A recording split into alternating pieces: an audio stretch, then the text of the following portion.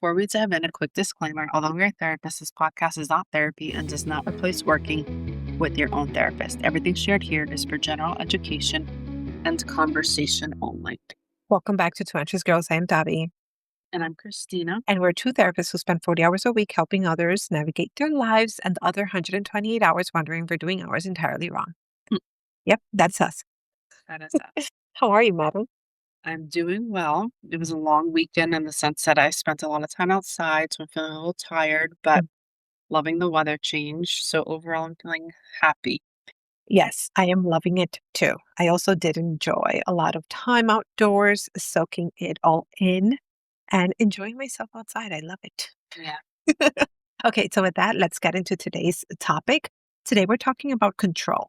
And we are talking about how control is the anxious girl's love language. And before anyone gets defensive, it's not about being controlling in a negative or judgmental way. It's about understanding control as a coping strategy, a very intelligent, very protective, very overworked coping strategy. Yeah, you couldn't have said it better, because for many people with anxiety, control actually doesn't feel like control. It feels more like care. Mm-hmm. It feels like I'm being responsible or I'm being prepared. And it actually will formulate into feeling more like love. And clinically, control often develops for more understandable reasons. So sometimes it comes from growing up in chaos, sometimes from unpredictability, sometimes even heartbreak or any type of trauma in general, or moments where life have felt really uncertain. Yeah, that is true. And unfortunately, given those scenarios, your nervous system then learns that if you were to stay prepared, if you are alert, if you are organized, if you're hyper aware, that maybe nothing bad is going to happen.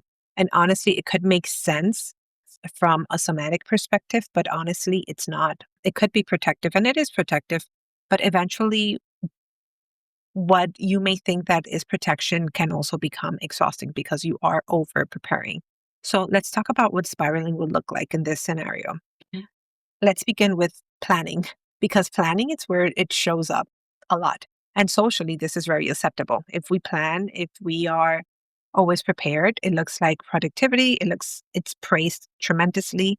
It looks like you have your life together. And honestly, none of us do. Yeah. And clinically, planning can also function as a form of what we call anticipatory regulation, which means our brain is trying to reduce that uncertainty by mapping out every possible outcome in advance, which then formulates what we've spoken about before, that anticipatory anxiety, which means that we're emotionally preparing for something before it even happens.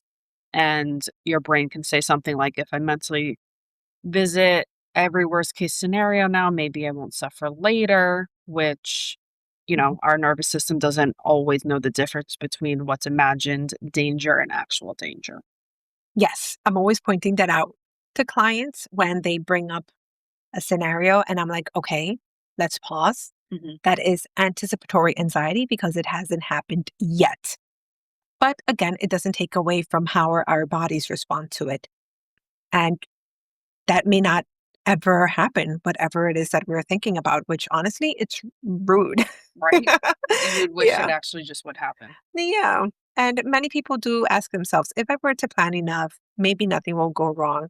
And if I think through every scenario, maybe I'm not going to be caught off guard. Mm. And planning does have great value. I mean, for once, I am a planner. But as we mentioned earlier, there is a point where it changes from preparedness into protection, and then it spirals into exhaustion. So let's talk about another way in which this shows up, which is in relationships. Mhm. And it gets really nuanced when it comes to relationships. Yeah. And I think we see this a lot. Control in relationship will look like managing the outcomes of how it plays out, managing timing, that communication, or even trying to manage your partner's behaviors, which is pretty much impossible. Mhm. And this can sound like, the thoughts, did you text them back? Did you confirm the reservation? Did you remember to bring that? And again, this is not about being difficult. It's about trying to create that emotional safety for yourself. So, yeah, if everything is handled, then maybe nothing will fall apart, which obviously, sadly, is not true because we can't plan life. Mhm. Absolutely. I agree with you 1000%. And in therapy, we definitely see this. We see this all the time. especially with anxious attachment people who have experienced unpredictability and don't take it well, Mhm. which it's understandable. Again, like I'm really trying to be empathic towards this topic. We are not immune to it. But again, how it shows up, your anxiety can quietly be asking you, how do I make sure that this person is going to stay? How do I prevent conflict? How do I avoid disappointment? How can I make this work? And here's the thing, when we try to control others, we are usually trying to control our own anxiety. And unfortunately, control, even when it comes from a place of caring, it feels like pressure to the other person. And that is not taken positively most of the time. Yeah. Yeah. And then ironically, what actually happens is that it creates by doing that, you're creating the instability we're trying to avoid, which Plot twist. yeah, yeah, completely opposite of what you were hoping for. But I know for me, this can also show up in parenting in a huge way. I think I spoke about this Yeah. episodes and episodes ago, but Hmm. trying to micromanage your child's schedules or over structuring their activities, Hmm. trying to anticipate every need before it happens. I did that in the newborn trenches, trying to just truly plan out everything and forgetting that our children are not robots. They're in fact humans like us. Hmm. And in reality, it's, parents, you want to protect them from pain. So part of development is, you want to teach them to tolerate discomfort and unpredictability. But that can feel really uncomfortable for someone with an anxious nervous system. Yeah. And easier said than done. But that's what I encourage absolutely everyone when it comes to anxieties. Mhm. Let's sit with the discomfort and know that we'll get through it anyway. But as parents, I could only imagine how that feel. It feels so much heavier.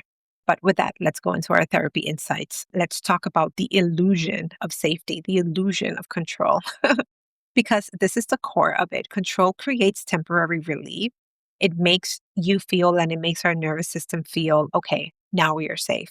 But that is temporary. It's a temporary relief because safety, it's not actually coming from control.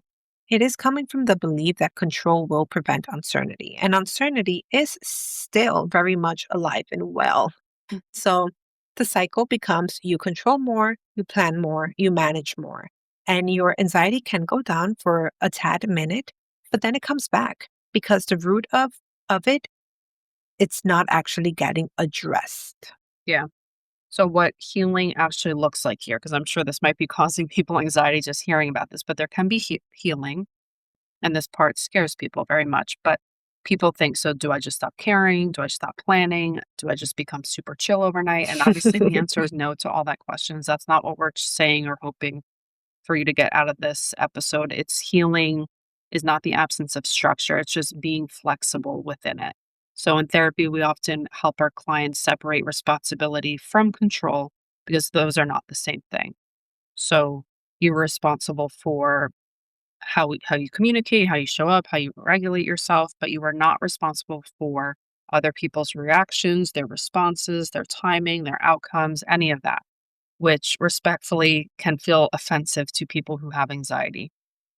Yeah, So couldn't yeah. have said it better. You could Yeah. not have said it better.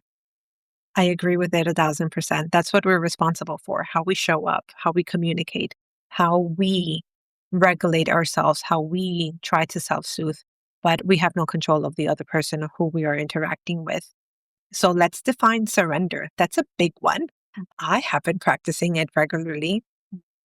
I feel that my anxiety has improved tremendously since doing so. When you surrender. Yeah. Anyhow, surrendering as of late, I feel that gets a bad reputation. People hear the word surrender and think that, oh, so what do I do? Do I just stop caring or stop feeling what I'm feeling? But it's not disengagement. It's not disengaging. It's acceptance of what you cannot control while still engaging in what you can. Another way that I mentioned this and talk about it in therapy, it's about radical acceptance, Mhm. accepting the things that we cannot control and letting go of what is not serving us. So it can be like, I have prepared what I can and I am allowing the rest to unfold. Yeah. And that statement alone, it's very powerful. Something else that you can tell yourself or practice is, I cannot control how someone responds, but I can control how I show up. I can tolerate not knowing everything, which is okay. And yeah. Yeah, also in addition to radical acceptance, which I love, also just saying that serenity prayer, which, Hmm. you don't even have to be Religious. religious, but a lot of times in any addiction support group, they say the serenity prayer. So just Hmm. accepting the things that you cannot accept, I think, is a huge one. So surrender, again, is not anything negative, and it's not that you're not caring. It's just finding that radical acceptance. Yes, indeed. Okay. So with that, again, this is not about how do I control this? How do I tolerate this? It's about practicing emotional regulation, grounding, pausing, not immediately reacting, letting go of the urge to control. I know that it feels deeply uncomfortable, but we got this. Hmm. We got this. And with that, should we transition into our guilty pleasures, which is our favorite segment of the week? Yes. Let's. So, with that, what was your guilty pleasure this past week? My guilty pleasure is my husband got me a Whole Foods gift card for Mother's Day. Oh my gosh, so thoughtful. Yeah, it was very thoughtful. I really appreciate it. So I went yesterday by myself and I got this ice cream sandwich. It was a brookie. So one Mhm. half is brownie and one half is cookie. Oh my gosh. So that was my guilty pleasure. It's very small, so it felt like it wasn't bad. Um, Less guilty about it. yeah, so that was my guilty pleasure. And I'll just add my anxiety win off this topic. My daughter's in a bit of like a food strike. So Mm. instead of like not forcing her to eat, but just really feeling anxious about the fact that she's not eating, I just took away the control of it. And I just reminded Mhm. myself she's a human. I don't need to control everything and she'll eat when she's hungry. So that was my anxiety win of the week. Yes. What about you? I'm happy to hear that. I could only imagine how you have been spiraling because Yeah. Kai is not eating. Yes. Well, with But it's that, part of life. yeah, it's part of life. Deep breaths. Okay, anxiety wins. Anxiety wins have been, oh, I have been spiraling a little bit. I had major breakdown on Friday evening. And even though I am not 100% proud of myself, I am very happy that it just took me a second to talk back to myself and say, Daddy, you're spiraling. It's okay. Let's focus on solutions. So I went, well, not straight. I allowed myself to feel what I was feeling. And then I went into problem solving skills and just focusing on the solution and fixing what was going on. So I'm very thankful for that. And guilty pleasures. Well, this entire weekend, I really tried to just cook at home and make some healthy meals because I cannot be ordering takeout every night. It shows on my skin. Mm. So your guilty pleasure was ordering takeout probably. No, takeout was good for Thursday and Friday, but then I was like, okay, I'm not eating junk. Like, I can't Mhm. do this. I need to know what I'm putting into my meals so that I don't break out. So, yeah, Nice. that was fun. And Dobby, sometimes we just need a breakdown. Sometimes that's the release that we all need. Yes, indeed. Yeah. But with that, should we start wrapping it up? Yeah. So if today's episode felt a little personal, I think respectfully it's safe to say that same. Yeah, And if you recognize yourself in this conversation, we hope it reminded you that your need for control is not a character flaw, it's a protective strategy. And our nervous system, or your nervous system, I should say, probably developed for very understandable reasons. absolutely. And again, healing does not mean becoming carefree. It means learning that you can tolerate uncertainty without abandoning yourself. And with that, if today's episode made you feel seen, helped you understand yourself better, or reminded you that you're not the only anxious girl doing mental gymnastics at 2 a.m., please, please know that you're not alone. Follow us, leave us a review, and send this episode to anyone who you feel that could need it. Yep. I'll see you next time. We'll see you next time. Bye bye. Bye.